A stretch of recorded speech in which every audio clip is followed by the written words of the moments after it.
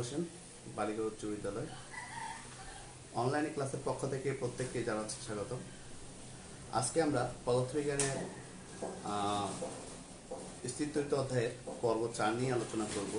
তো এই অধ্যায়ে আমরা যেসব বিষয়গুলো নিয়ে আলোচনা করব, তড়িৎ বিভব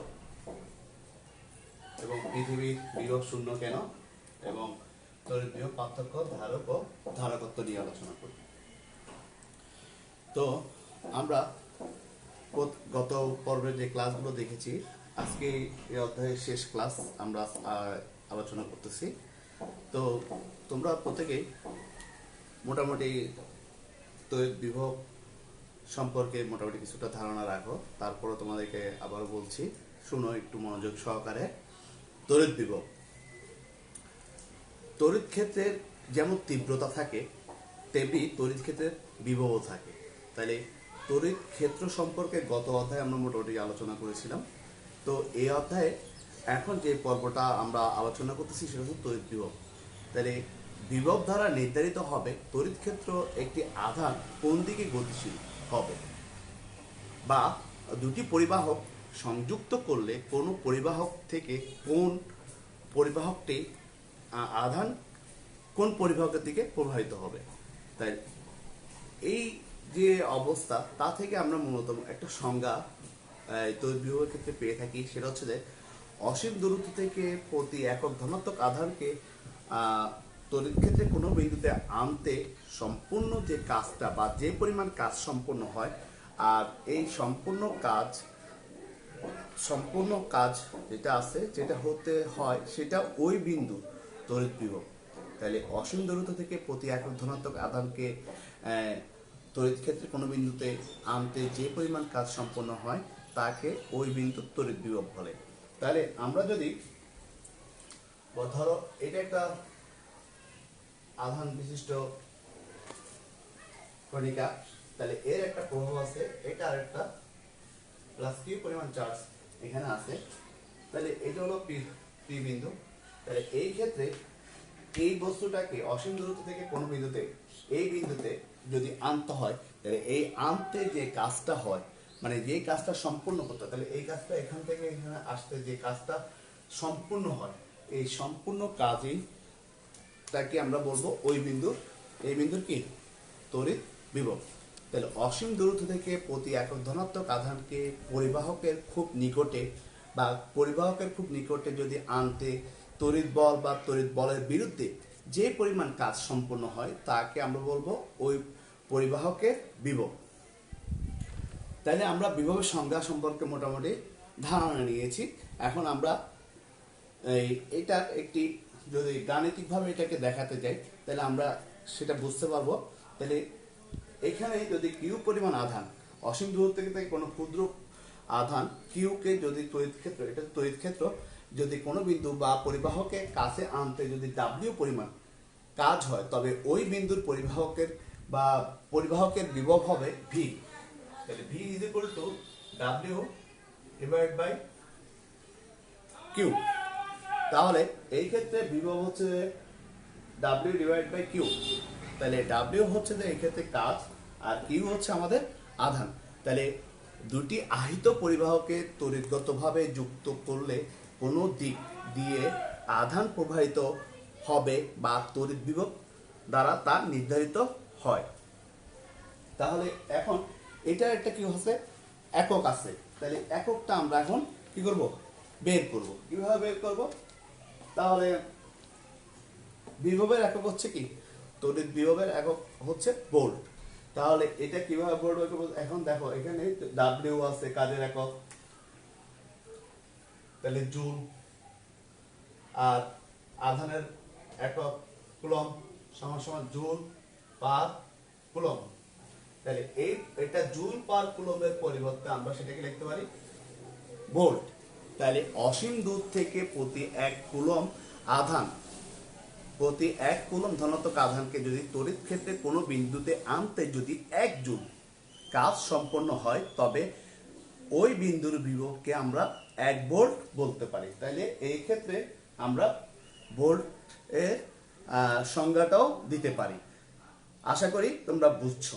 এবার যদি কোনো বিভবের গায়ে 20 ভোল্ট লেখা থাকে, মানে 20 ভোল্ট লেখা আছে, তাহলে এই 20 ভোল্ট বলতে কি বুঝো? তাহলে অসীম দূরত্ব থেকে প্রতি কুলম্ব আধান, ধনাত্মক আধান যদি তড়িৎ ক্ষেত্রে কোনো তড়িৎ ক্ষেত্রে কোনো বিন্দুতে আনতে, তাহলে কত জুল কাজ করতে হবে? 20 জুল কাজ করতে হবে। তাহলে তড়িৎ ক্ষেত্রে কোনো বিন্দুর বিভব যদি 20 ভোল্ট বলে প্রশ্নে, তাহলে সেই ক্ষেত্রে আমরা একটা উত্তর লিখতে পারবো আশা করি।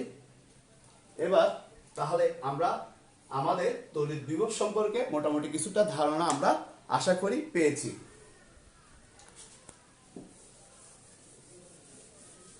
তো এবার আসো, পৃথিবীর বিভব শূন্য হয় কেন? পৃথিবীর বিভব শূন্য হয় কেন আমরা এটা নিয়ে আলোচনা করি।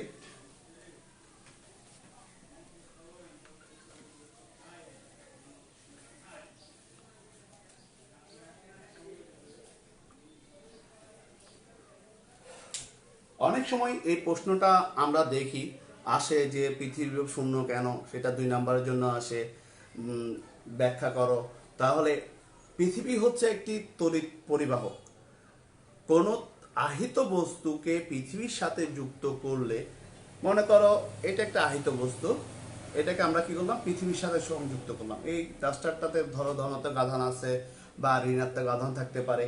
তাহলে এই যে আহিত বস্তুটা আছে, সেটাকে যখন আমরা পৃথিবীর সাথে সংযুক্ত করব বা যুক্ত করব, তখন এই বস্তুটি নিস্তরিত হয়ে যাবে। যদি আমরা ধরি যে ধনাত্মকভাবে আহিত একটা বস্তু, এটা ধনাত্মকভাবে একটা আহিত বস্তু ভূ সংযুক্ত করলাম, ধরো এটা একটা পৃথিবীর ভূমি, এই অংশটা ভূমি, তাহলে ভূ সংযুক্ত করলাম।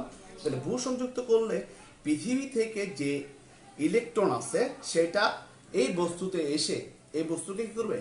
নিস্তরিত করে দিবে, যার কারণে বস্তুটা নিস্তরিত হয়ে যাবে।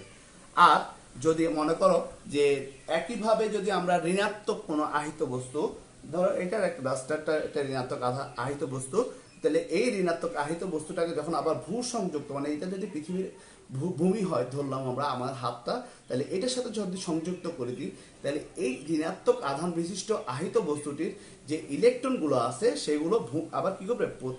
ইলেকট্রনগুলো ভূমিতে চলে যাবে, যার কারণে এই বস্তুটা তখন আবার কি হবে? নিস্তরিত হয়ে যাবে। তাহলে পৃথিবী হচ্ছে যে, তাহলে আমরা এই পৃথিবীর এই উদাহরণ যে দুটো দিলাম, সেটা দিয়ে আমরা বলতে পারি যে, তোমরা উদাহরণ হিসেবে যে সমুদ্রের পানিতে যদি তুমি 1 বালতি পানি ঢালো, সমুদ্রে যদি তুমি 1 বালতি পানি ঢালো বা 1 বালতি পানি উঠিয়ে নাও, তাহলে কি পানির কোনো তারতম্য তুমি পাবে? বা সমুদ্রে পানি কমে যাবে নাকি বেড়ে যাবে? তাহলে পানি তলের কোনো পার্থক্য হয় না। তাহলে পৃথিবীর বিভিন্ন বস্তু থেকে প্রতিনিয়ত আধান কি করে? গ্রহণ করে, আবার সাথে সাথে অন্য বস্তু কি করে? সেই আধানটা সরবরাহ করে, ফলে পৃথিবীকে আধানহীন মনে করা হয়। তাহলে যার কারণে আমরা পৃথিবীকে আধানহীন মনে করি। তো আমরা এই যে মনে করো যে প্রশ্নটা বললাম, পৃথিবীর যেহেতু শূন্য, তাহলে যেহেতু আধানহীন মনে করতেছি, তাহলে সেই ক্ষেত্রে আমরা বলতে পারি যে কোনো স্থানে, যদি কোনো স্থানের উচ্চতা নির্ণয়ের সময় আমরা সমুদ্রের উপরিতল, মানে সমুদ্রের যে উপরে একটা তল থাকে, সেই উচ্চতা যেটা আছে, উপরিতলের যে উচ্চতাটা আছে, সেটাকে শূন্য ধরা হয়। তাহলে কোনো স্থানের উচ্চতা নির্ণয়ের সময় আমরা সমুদ্রের উপরিতলের উচ্চতা কি করি? কে শূন্য ধরি। ঠিক তেমনি বিভব নির্ণয়ের সময় পৃথিবীর বিভবকেও আমরা কি করি? শূন্য ধরি, যার কারণে পৃথিবীর বিভব শূন্য হয়। আমরা আশা করি এই প্রশ্নের উত্তর পেয়ে গেলাম। তো এরপর আসো, আমরা আলোচনা করব, আমাদের এটা শেষ, আমরা এখন আলোচনা করব বিভব পার্থক্য। তাহলে বিভব পার্থক্য যদি আমরা একটা চিত্র আঁকি, ধরো এটা একটা বস্তু, এ বস্তু, এটা একটা বস্তু, বি বস্তু, এ বস্তুর বিভব হচ্ছে ভি এ, বি বস্তুর বিভব হচ্ছে ভি বি। তাহলে এই বস্তু এবং এই বস্তু দুটোটা বস্তুকে যদি আমরা দেখি, ধরা যাক এই ক্ষেত্রে এই বস্তুর বিভব হচ্ছে ভি এ এবং বি বস্তুর বিভব হচ্ছে ভি বি। তাহলে তড়িৎ ক্ষেত্রে অবস্থিত এ বিন্দু এবং বি বিন্দু, দুটি বিন্দু নিই, যাদের বিভব যথাক্রমে দেওয়া আছে ভি এ এবং ভি বি। তাহলে অসীম থেকে যদি আমরা আলোচনা করি যে এই ক্ষেত্রে ভি এ এবং বি বি, তাহলে এ থেকে যদি কোনো বিতে যায় বা বি থেকে যদি এই বিন্দুতে আনতে যে বিভব কাজের পরিমাণ, কাজের একটা পরিমাণ হচ্ছে যে অসীম দূর থেকে যদি কোনো আধানকে, একক ধনাত্মক আধানকে যদি এই বিন্দুতে আনতে কাজের পরিমাণ হবে আমাদের VA, এবং অসীম দূরত্ব থেকে যদি একইভাবে আমরা যদি বি বিন্দুতে আনতে কাজের পরিমাণ হবে VB। তাহলে সেই ক্ষেত্রে প্রতি একক ধনাত্মক আধানকে যদি আমরা বি বিন্দু থেকে এ বিন্দুতে আনতে কাজের টোটাল যে পরিমাণটা সেটা হচ্ছে যে VA মাইনাস VB। তাহলে এই যে VA মাইনাস VB অর্থাৎ দুই বিন্দু, এই এক বিন্দু এক বিন্দু, দুই বিন্দুর বিভব পার্থক্য, এই ক্ষেত্রে আমরা মোটামুটি চিত্র অনুযায়ী বুঝতে পারি। তাহলে এক্ষেত্রে আমরা বিভব পার্থক্য কাকে বলে তার একটা সংজ্ঞা আমরা এই মুহূর্তে আলোচনা করতে পারি। সংজ্ঞাটা যদি এভাবে হয় যে প্রতি একক ধনাত্মক আধানকে তড়িৎ ক্ষেত্রের এক বিন্দু থেকে অন্য বিন্দুতে, মানে তড়িৎ ক্ষেত্র যদি তড়িৎ ক্ষেত্র হয় এক বিন্দু থেকে অন্য বিন্দুতে স্থানান্তর করতে সম্পূর্ণ কাজের পরিমাণকে এই দুই বিন্দুর বিভব পার্থক্য বলে। তাহলে আবারও বলছি শুনো, যে প্রতি একক ধনাত্মক আধানকে তড়িৎ ক্ষেত্রের এক বিন্দু থেকে অন্য বিন্দুতে স্থানান্তর করতে কাজের পরিমাণকে, মানে সম্পূর্ণ যে কাজটা হয় সেই কাজের পরিমাণকে আমরা ওই দুই বিন্দুর বিভব পার্থক্য করি। তাহলে বিভব পার্থক্যের অবশ্যই একটা একক আছে, আর বিভব পার্থক্যের একক আর তড়িৎ বিভবের একক সেম। তাহলে কি বিভব পার্থক্যের একক হচ্ছে ভোল্ট। তাহলে আমরা বিভব পার্থক্য নিয়ে আলোচনা করলাম। এবার আসো ধারক এবং ধারকত্ব।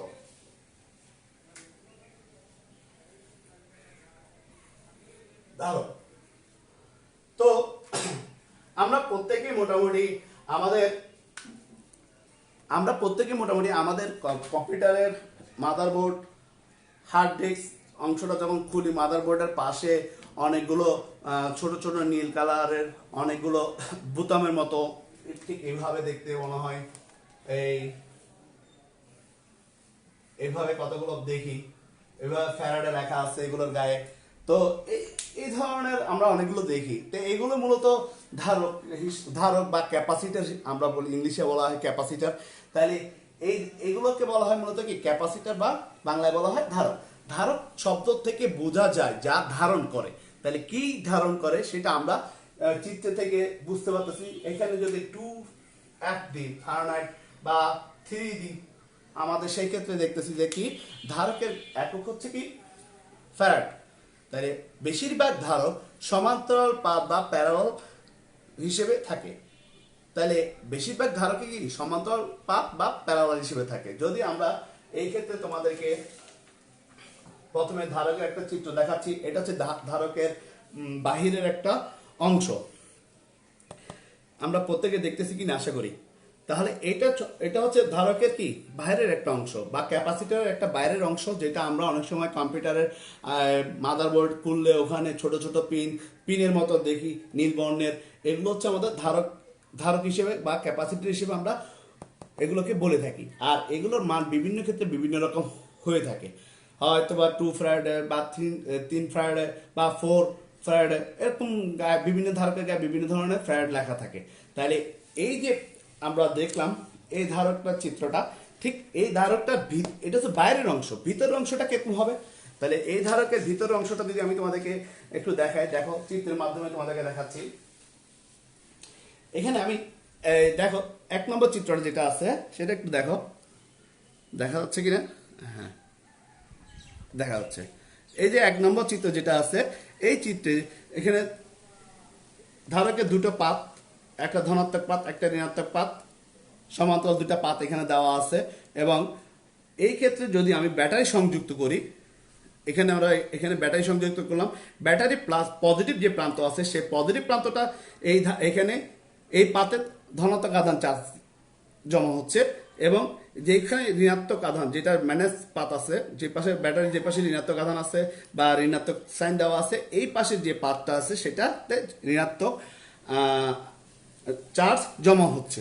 তাহলে এভাবে যখন জমা হয় কিন্তু মজার ব্যাপার হচ্ছে যে এইখানে ঋণাত্মক পাত যে ঋণাত্মক যে চার্জ জমা হচ্ছে, ঋণাত্মক চার্জ ধনাত্মক চার্জের দিকে যাচ্ছে না, এবং ধনাত্মক চার্জগুলো ঋণাত্মক চার্জের দিকে প্রবেশ করতেছে না, কারণ মাঝখানে যে আমরা দেখতেছি সবুজ কালি দিয়ে আমরা কিছু জিনিস সাজা রাখছি, সবুজ কালি দিয়ে আঁকছি, এটা হচ্ছে অন্তরের পদার্থ। তাহলে অন্তরের পদার্থ হচ্ছে যার মধ্যে দিয়ে কি হয় না, বিদ্যুৎ প্রবাহিত হয় না। তাহলে এই ক্ষেত্রে যদি আমরা দেখি যে এখানে সবুজ যেটা আছে, এই ক্ষেত্রে এটা অন্তর, যার মধ্যে দিয়ে কি হয় না, বিদ্যুৎ প্রবাহিত হয় না।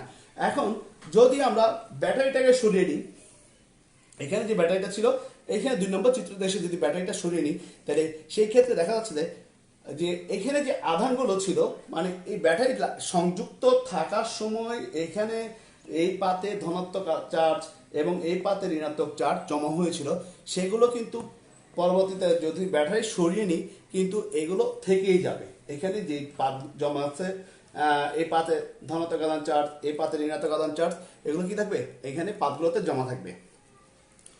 এখন যদি আমরা বলি যে এই চার্জ, এখানে যে চার্জগুলো আছে, একটা হচ্ছে পজিটিভ কিউ, এখানে ধনাত্মক আধান যেটা আছে সেটাকে দিলাম কিউ প্লাস কিউ চার্জ, এখানে ঋণাত্মক যেটা আছে সেটাকে দিলাম মাইনাস কিউ চার্জ। তাহলে ধারকের সংজ্ঞা কি হতে পারে? আমরা যে চিত্রগুলো দিলাম বা এখানে যে চিত্রটা আঁকলাম, এই 2টা চিত্র বা 3টা চিত্র দেখে আমরা কি দেখলাম, যে এখানে পাতগুলো কি হচ্ছে, এই দুইটি, এখানে কয়টা পাত আছে, 2টি আছে। তাহলে এই ক্ষেত্রে আমরা সংজ্ঞাটা দিতে গেলে আমরা কিছু জিনিস আমরা মাথায় রাখতে হবে যে এই সংজ্ঞাটা কিভাবে হতে পারে।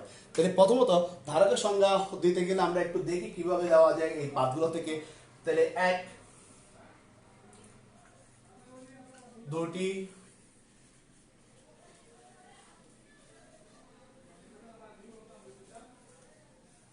পরিবাহক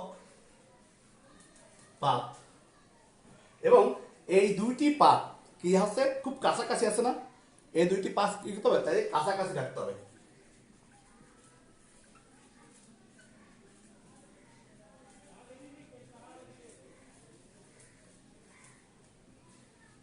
তিন নাম্বার, তাহলে এই চিত্র থেকে আমরা কি দেখতেছি, এদের মধ্যে কি আছে, অন্তর পদার্থ রাখতে হবে।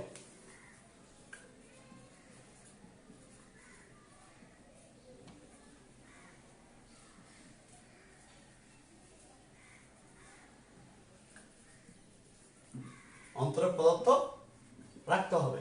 তো এই যে আমরা এখান থেকে চিত্র থেকে 3টা জিনিস পাইছি, আরো একটা জিনিস আছে, সেটা হচ্ছে যে এই যে ব্যাটারি সংযুক্ত অবস্থা এবং ব্যাটারি সংযুক্তি খুলে দেওয়ার পর, তাহলে এদের ভিতর কি হচ্ছে, এই পাতদ্বয়ের ভিতরে চার্জ জমা হচ্ছে না, হচ্ছে না। তাহলে এই যে জমা হচ্ছে সেটা হচ্ছে কি, চার্জ ধারণ করার একটা কৌশল। তাহলে 4 নম্বরটা কি হবে, চার্জ ধারণ করা যে যান্ত্রিক কৌশল।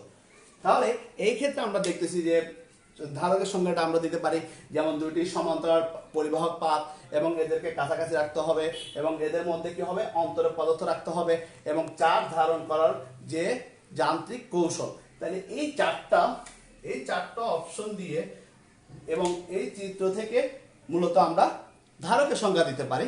তাহলে এই চিত্র থেকে যদি ধারকের সংজ্ঞা দেওয়া যায়, তাহলে কি ধরনের দেওয়া যেতে পারে, 2টি সমান্তরাল পরিবাহক পাত কাছাকাছি রেখে তাদের মধ্যবর্তী স্থানে কি, তাদের মধ্যবর্তী স্থান হচ্ছে যে এইখানে, এই যে এটা সবুজ রঙের যেটা আছে সেটা মধ্যবর্তী স্থানে অন্তরক পদার্থ রেখে যদি কি করা হয়, তাদের মধ্যে মানে পাতদ্বয়ের মধ্যে চার্জ ধারণ করা হয়। তাহলে এখানে ব্যাটারি সংযুক্ত করলাম, তাহলে ব্যাটারি সংযুক্ত করার পর চার্জ ধারণ করার পর যে যান্ত্রিক কৌশলে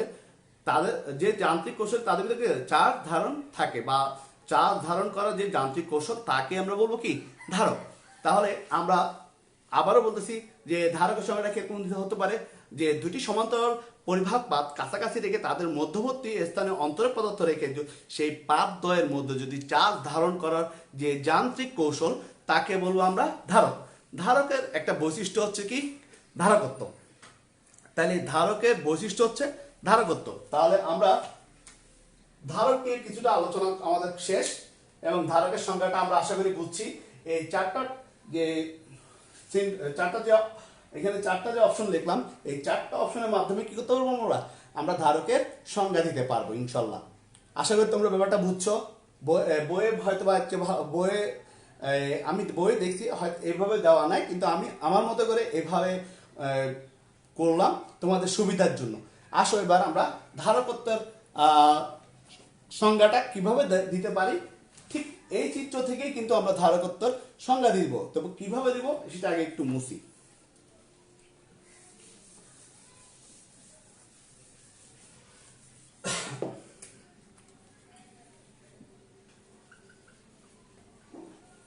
ধারকত্ব তো আমরা ধারকত্ব যেটা আছে, যদি আমরা এই যে 2 নম্বর চিত্রটা আছে আমাদের, আমরা একটু প্রত্যেকে 2 নম্বর চিত্র দিকে খেয়াল করি। এই যে চিত্রটা, এই যে এখানে ধরো যে ব্যাটারি লাগানো ছিল, প্রথমটাতে ব্যাটারি লাগানো ছিল এবং ব্যাটারি খুলে ফেলার পর এই অবস্থা দ্বিতীয় চিত্র। তাহলে এদের মধ্যে যে কি আছে, চার্জ জমা আছে। যেভাবে চার্জ জমা আছে তাদের মধ্যে কি আছে, বিভব, এদের এই দুইটা পাতের আবার কি আছে, বিভব পার্থক্য এদের ভিতরে বজায় থাকে। তাহলে এই দুইটা পাতের কি আছে, আবার বিভব আছে। তাহলে যেহেতু বিভব আছে তাহলে অবশ্যই বিভব পার্থক্য থাকবে। তাহলে আমরা যদি বলি যে বিভব বজায় রাখা, মানে বিভব পার্থক্য বজায় রাখতে চার্জের পরিমাণ হচ্ছে কি, আমার এখানে চার্জের পরিমাণ হচ্ছে ধনাত্মকের জন্য প্লাস, ঋণাত্মকের জন্য মাইনাস। তাহলে প্লাস কিউ মাইনাস কিউ। তাহলে বিভব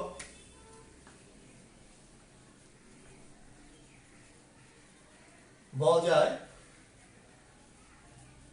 রাখতে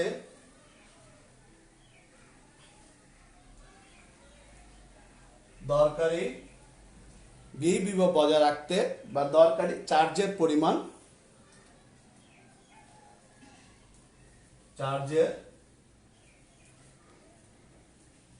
হচ্ছে আমার কিউ। তাহলে বিভব বজায় রাখতে দরকারি চার্জের পরিমাণ হচ্ছে এখানে কি কিউ। লেখাটা আরেকটু এদিক থেকে লিখি, ভি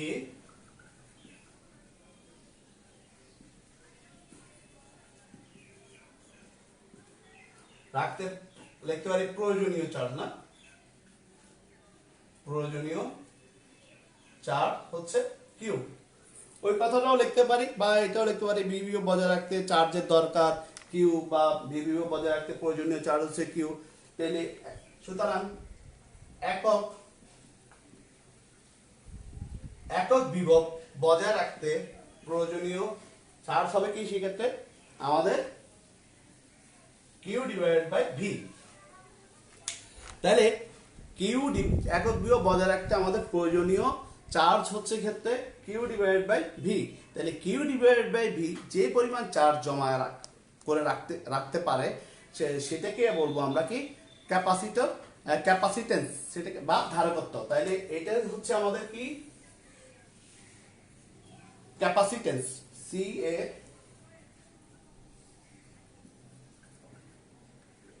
বা ধারকত্ব।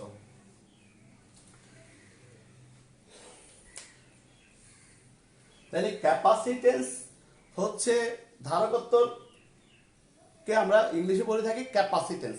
তাহলে এই ক্ষেত্রে যে ক্যাপাসিটেন্সটা পাচ্ছি, মানে কিউ ডিভাইডেড বাই ভি হচ্ছে আমাদের মূলত ক্যাপাসিটেন্স বা ধারকত্ব। তাহলে আমরা এবার ধারকত্বের একটা সংজ্ঞা দিতে পারি। তাহলে দুটি সমান্তরাল পাতের মধ্যবর্তী স্থানে একক বিভব পার্থক্য বজায় রাখার জন্য যতটুকু পর্যন্ত চার্জের দরকার হয় তাকে বলবো ওই ধারকের ধারকত্ব বা ক্যাপাসিটেন্স। আর এই ক্যাপাসিটেন্সকে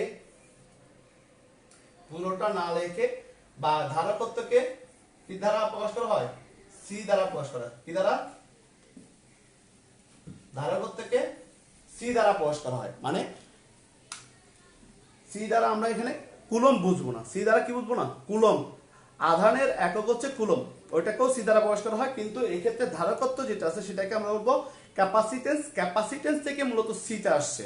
তাহলে সেই ক্ষেত্রে ধারকত্ব সমান সমান আমরা সি সমান সমান পাচ্ছি কিউ ডিভাইড বাই ভি। তাহলে এই ক্ষেত্রে কিউ হচ্ছে যে আমাদের চার্জের আধান এবং ভি হচ্ছে আমাদের বিভব। তাহলে এই ক্ষেত্রে আমরা যদি দেখি যে আধানের কিউ আধান যেটা আছে তার একক হচ্ছে কি আমাদের, আমরা প্রত্যেকে জানি কুলম্ব। তাহলে চার্জের একক হচ্ছে কি কুলম্ব, আর বিভবের একক হচ্ছে ভোল্ট, তাহলে ভি।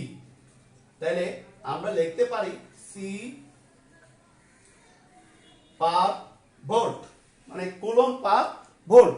আর এই কুলম্ব পার ভোল্ট কে বলা হয়, কুলম্ব পার ভোল্ট হচ্ছে কার ধারকত্বের একক, বা এটাকে লেখা যায় ফ্যারাড, মানে কুলম্ব পার ভোল্টকে আমরা ফ্যারাড লিখতে পারি। তো তাহলে ধারকত্বের একক হচ্ছে কি এক্ষেত্রে ফ্যারাড। তাহলে এবার আমরা যে চিত্রটা লিখছিলাম, আমরা যে চিত্রটা প্রথমে দিয়েছিলাম এখানে 2 ফ্যারাড বা 3 ফ্যারাড, বা আমরা যদি চিত্রটাতে অনেক সময় যদি কোনো একটা ধারক বা ধারক নিয়ে আমরা দেখি যে কোনো ধারকের গায়ে এভাবে লেখা আছে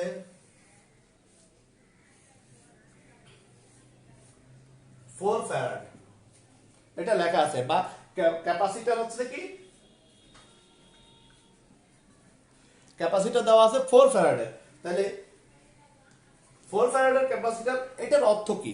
তাহলে আমরা এটার অর্থ আমরা কিভাবে বুঝবো, মানে এটা কাকে বলে বা এটা বলতে কি বুঝো? যদি বলে যে 4 ফ্যারাড কোনো ধারকের বা কোনো ধারকের নাম দেওয়া আছে 4 ফ্যারাড, তাহলে এই ক্ষেত্রে আমরা বলবো যে এটার মানে হচ্ছে এই ধারকটা দুই প্রান্তের একক, মানে এই যে দুইটা প্রান্ত, এই দুইটা প্রান্তের একক বিভব পার্থক্য বজায় রাখার জন্য কত কুলম্ব, মানে 4 কুলম্ব চার্জের দরকার বা প্রয়োজন।